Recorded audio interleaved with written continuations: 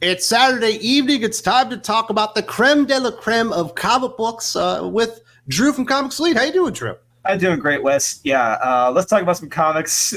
I'm sorry, I'm still laughing because we were talking about football for about 30 minutes before this. And I'm honestly more excited to talk about football than most of these comics this week, but let's talk about them. Well, it's not a fantastic week. There are some definite standouts that we'll get to. There were a lot of debuts, none worse probably for Marvel Comics than the Ghost Rider Final Vengeance. I'm not really sure. This is supposed to be the debut of the new Ghost Rider from Ben Percy. I've been reading Ben Percy's Ghost Rider. This appears to have jack and squat to do with any of that stuff. If he was setting up a character to become the new Ghost Rider, it would have been Talia Warroad. But besides that, I don't think Ben Percy gets the Ghost Rider concept or how it works. Apparently, Mephisto could just cast the Ghost Rider out of Johnny Blaze anytime he wanted to, even though Johnny Blaze has been a thorn in fucking Mephisto's side for years. And he just decided to accept it and let him stick around. It makes no sense within the confines of Ghost Rider history, what's going on in this book. This does not make any sense according to the canon or the lore of Ghost Rider. And on top of that, what we're given at the very end of this book, the lamest Marvel villain in history is given the mantle of Ghost Rider. The one villain character that Brian Michael Bendis had a hard-on for to try to make the biggest thing, the Hood. Seriously? This joke of a villain, you're trying to make the biggest thing, and now you're trying to make him Ghost Rider? It's not going to work. No one cares about the Hood. I guarantee you. No one gives a shit. Why? I don't understand it, Wes. I don't get it. Well, the worst part is Marvel Comics already told us the Hood was the next Ghost Rider. And this entire book is just showing the spirit of vengeance going through different people before settling on the Hood, even though we knew the big reveal on the last page before we came into the comic book. And it's just a bunch of stupid nonsense where the Ghost Rider is a stripper, the Ghost Rider is a fucking rodeo clown, the Ghost Rider is a fucking shark. At one point, he takes over this lady, and I guess he melts the face off of her mother-in-law that wanted to take her kids from him. And maybe the dumbest part, actually, is when the Ghost Rider becomes a member of the Brood to save a human woman. I was like, this is utter fucking nonsense. I really wish I could have been there, a fly on the wall, during the discussions of this story, and to really hear who thought this was a legitimate good idea. Who did not tell him, 2 words, try harder, because he did not try at this. This is just flippin' lazy and makes, like you said, Wes, makes no sense in any way, shape, or form. It's one of those things where you may not have noticed it, but your brain did. None of this makes any sense, especially with the Brood factor. It drives me nuts. Well, and the cardinal sin of comic books is don't waste a good artist. Now, Danny Kim isn't Greg Capullo, but he does illustrate a pretty damn good-looking spider in here, and he's got nothing to work with. No, absolutely not. He's completely wasted. One of the most egregious sins you can commit is having a great artist, and you're wasting him on a story that, 1, makes no sense, or 2, that's boring. This is a story that makes no sense. It's a laughing stock. That's what this comic is. This is a joke, this whole comic, and I cannot be taken seriously. Well, Ben Percy can't be taken off Ghost Rider soon enough. He clearly doesn't have any ideas whatsoever. The only thing Marvel has done with the #1 issue that's worse than this was probably that Declan Shalvey alien fucking annual comic book that I'm not going to get into, or I will get very, very angry. And he's supposedly going to be an X-Men writer. But everything Marvel has done with the Alien franchise has been a joke. Absolutely. But we do have some awesome indie comic books to talk about, or at least one. Transformers #6, Daniel Warren Johnson writing and illustrating the farewell edition of Transformers with Daniel Warren Johnson art on it. And I must say that he goes out with a bang. This thing is energetic. It's dynamic. The stakes are through the roof. There are so many awesome panels here. It's hard to zero it into one thing that was amazing. When you have Devastator ripping the hull apart of the ship and reaching in to try and get to Optimus and everybody that they don't have legs at this point because he's stomped all over them. We got to see Starscream finally get his comeuppance, which was amazing. There is a human shooting an enormous Transformer gun. There is so much badass stuff in this comic book. You cannot contain it. It is so fucking awesome. Yeah, it goes without question. This is some of the best artwork of Daniel Warren Johnson's career. But the dialogue, the pacing, the lettering. One thing we haven't given enough props to, Wes, is the lettering. The lettering in this comic is flipping amazing. This deserves every award in the book for lettering. And one of the best examples is when Optimus Prime is fighting and you see the lettering that says, "You know the song." I start thinking, you got the touch, you got the power from the 84 movie. And I'm just loving it. I'm going with it. The art, he kills it. If you're not reading Transformers, what is wrong with you? Honestly, I have to ask that. What is wrong with you? You have to read this. This is what comic books should be and could be. Daniel Warren Johnson is schooling everyone. He's telling everyone, this, come at me. This is how you do it. What do you got? And he's laying it all on the line like Optimus Prime. I honestly will not be surprised if this goes down as the best book of the year by the end of the year. This has earned it. He has earned it. Daniel Warren Johnson is the preeminent star right now in comics. And you are the preeminent singer right here on Thinking Critical YouTube. Are you going to give us a couple more bars? We'll save that for your for the paywall. We'll put it behind the paywall. All right. Huge recommend for Transformers #6. It's hard.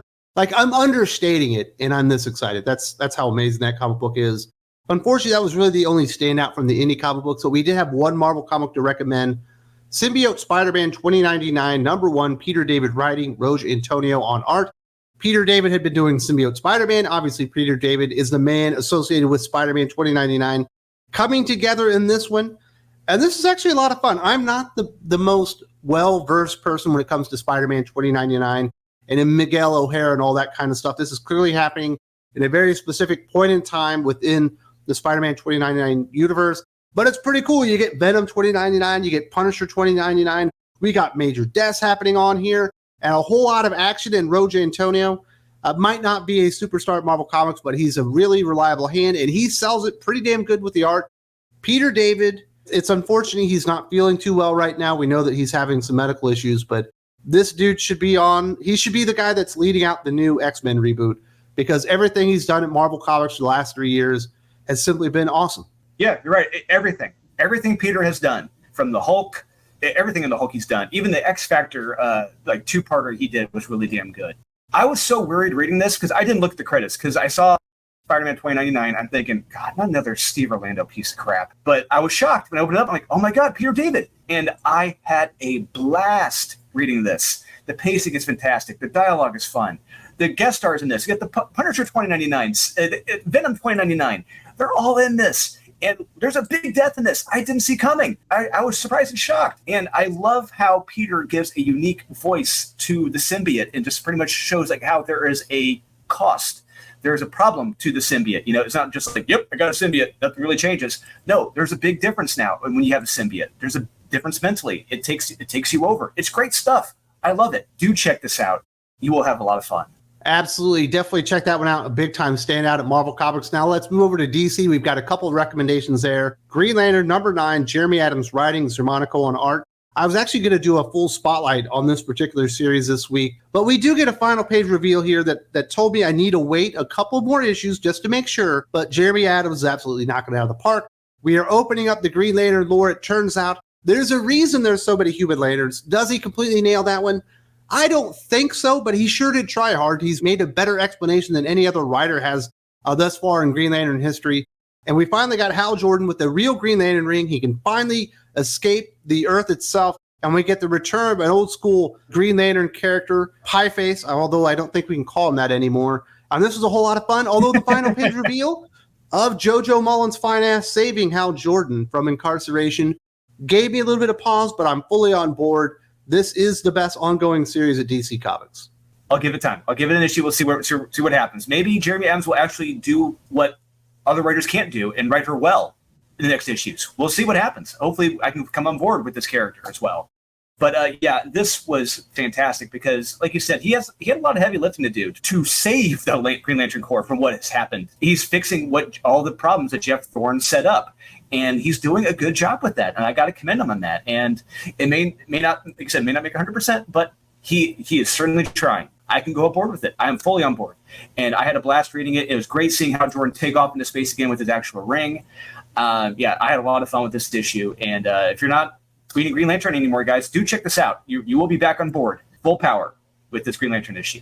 It just so happens DC Comics also have another amazing writer that they are underutilizing We've got Wesley Dodds, the Sandman #6, Robert Venditti writing, Riley Rossmo on art. This is the swan song for Wesley Dodds, the Sandman, the end of the road of this golden age celebration of Wesley Dodds, the Sandman. And I think Robert Venditti really nails it with the script. We get a really good reveal and then awesome fight to where this character that's been around, and at one point he had this bayonet that his father had used to save him, and he tries to kill Wesley Dodds with it, obviously trying to use the same bayonet to kill the son of the man that saved him. I thought was just diabolical shit.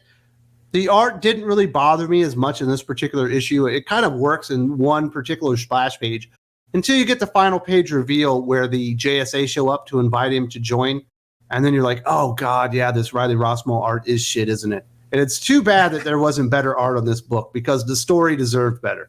100%. I love Wesley Dodds. I've been one of the biggest fans of Wesley Dodds since I was in grade school. Like, I remember going to the library, being one of those nerds, checking out the superhero books from the library, reading about the Golden Age Blue Beetle and Dr. Midnight in their past, and reading about Wesley Dodds and seeing that gas mask. I think he looks so cool. And it was very unfortunate to find out Riley Rossmo was doing the art in this, because you and I, Wes, we don't like his art. I'm not a fan of it.